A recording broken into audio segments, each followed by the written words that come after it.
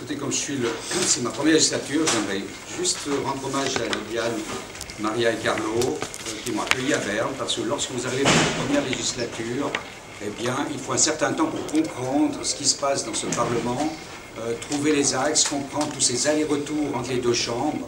Et vraiment un grand merci parce que ça a été extrêmement facilitateur pour se mettre dans le bain le plus vite possible.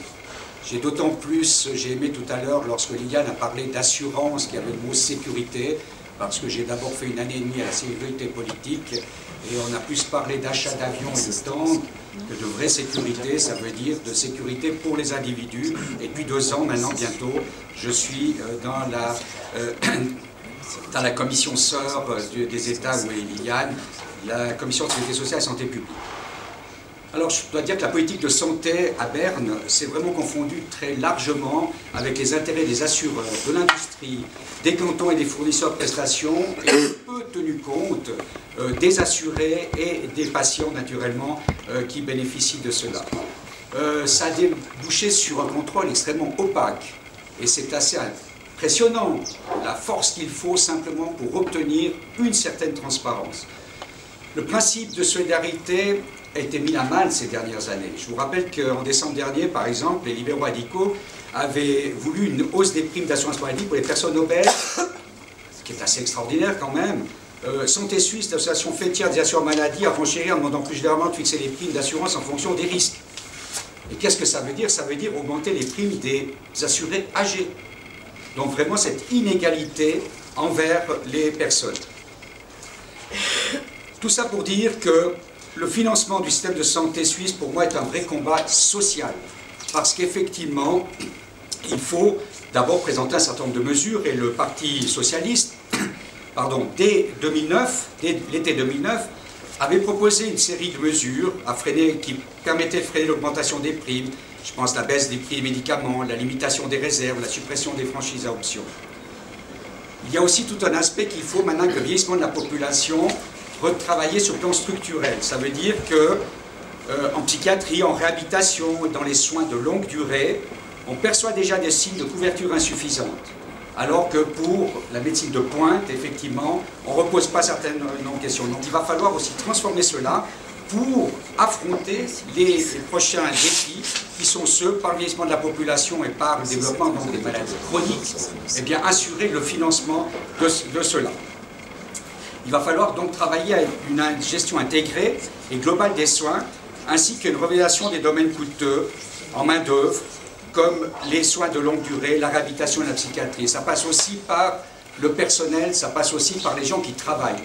On ne peut pas seulement acheter des machines, de la technologie, mais derrière cela, dans la longue durée, dans les aspects chroniques, les patients plus âgés, on s'aperçoit l'importance du contact direct. Ça veut dire qu'il faut aussi maintenir des effectifs en personne dignes de cela. On a besoin d'un système d'information en matière de santé, on verra tout à l'heure, je vous donnerai juste quelques exemples. Et puis, surtout, la passion des assurés doit être limitée afin d'éviter les coûts subséquents dus à des consultations médicales tardives. La charge d'un ménage par les primes des caisses maladie ne devrait pas dépasser 8%. Alors je vous laisse voir certaines familles de papa, maman et 3 enfants, combien ils payent par mois, est-ce que ça représente sur leur budget. Quelques exemples et je finirai par ça. Nos gros combats actuellement, c'est dans le cas de la LAMAL, les réseaux de santé.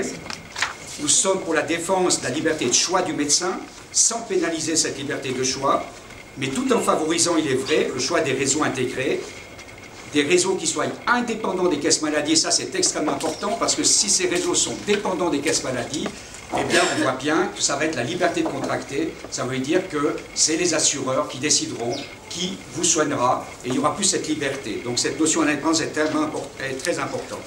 La caractérisation des réserves, je rappelle que c'est une motion minoritaire socialiste qui a été acceptée par le Conseil national. Certes, maintenant, elle n'a pas pu être appliquée sous cette forme-là, mais je peux vous dire qu'elle a obligé le département Didier Bourg-Calter avec les assureurs et d'autres de pouvoir au moins rembourser une partie de trop payé par les assurés. Et ça veut dire que quand on se bat pour les assurés, ce n'est pas seulement sur les primes, mais c'est déjà en amont de se battre sur ces choses-là pour qu'à l'arrivée, les primes soient acceptables par les patients, les assurés. Les médecines complémentaires, Le vote des Suisses a demandé le remboursement par l'Allemagne. Ça doit être appliqué. On voit, Libertaire a fait une commission d'experts qui dit que ça ne passerait pas. Donc, contre la vie populaire, on ne respecte pas cela. La caisse unique, vous savez que le Parti Socialiste va lancer avec d'autres partenaires cette caisse unique. Cette fois-ci, elle va passer. Je pense qu'il n'y aura pas de problème. On doit maintenant, on a vu que la concurrence a échoué entre les caisses et que cette caisse unique va garantir justement à la fois cette transparence, mais aussi cette efficacité. Une loi sur la prévention, elle est importante pour être en amont. On n'a pas de vraie loi sur la prévention jusqu'à présent. Ça veut dire aussi que si on veut faire des économies, il faut pouvoir faire de la promotion de la santé, il faut pouvoir faire de la prévention, il faut surtout avoir des objectifs clairs en matière de santé. Et puis je finirai par ça, on va travailler sur une loi sur les épidémies. Et je remercie Yann de m'avoir envoyé le rapport de l'Europe, parce qu'effectivement, il va falloir tirer les leçons des mesures contestées prises lors de la pandémie de grippe. On voit qu'on sera souvent de plus en plus en phase avec cela. Et voilà. Et puis, je finirai par un petit mot personnel, si vous permettez, Monsieur le Président et les autres. C'est qu'il y a une magnifique liste. Le Président a dit très clairement, et Servelier aussi, 3 pleins.